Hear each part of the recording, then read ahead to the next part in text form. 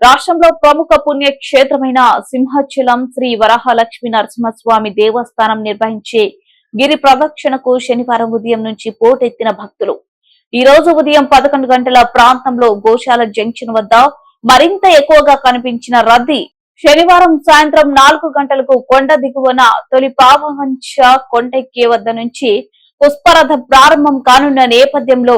తొలి పావవంచ వద్ద కొబ్బరికాయలు కొట్టి గిరి ప్రదక్షిణను ప్రారంభించిన వేలాది మంది భక్తులు చిరుజల్లులు కురుస్తున్న ప్రదక్షిణగా భావిస్తున్న భక్తులు వాతావరణం తెరిపివ్వడంతో మధ్యాహ్నం సమయానికి భక్తులు మరింత పెరిగే అవకాశం ఉన్నట్లు భావిస్తున్న అధికార యంత్రాంగం గోవింద నామస్మరణంతో మారుమ్రోగుతున్న గిరి ప్రదక్షిణ మార్గాలు శ్రీ వరాహలక్ష్మీ నరసింహస్వామిని స్మరించుకుంటూ ముందుకు సాగుతున్న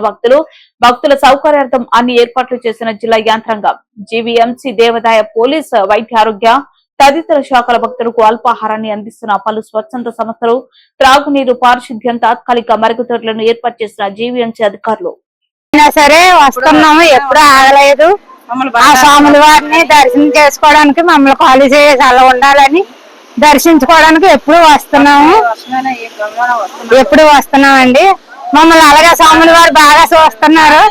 కాపాడుతున్నారు యాక్చువల్లీ ఇది 10 years అండి 10 సంవత్సరం నడుస్తున్నాను మా మిస్సెస్ 2 years బట్టి నడుస్తుంది యాక్చువల్ గా దేవుడి కృప దేవస్థానం వాళ్ళు కూడా బాగా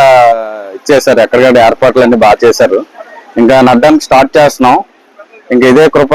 దేవుడి దయ మా మీద ఉండాలని మేము అనుకుంటున్నాం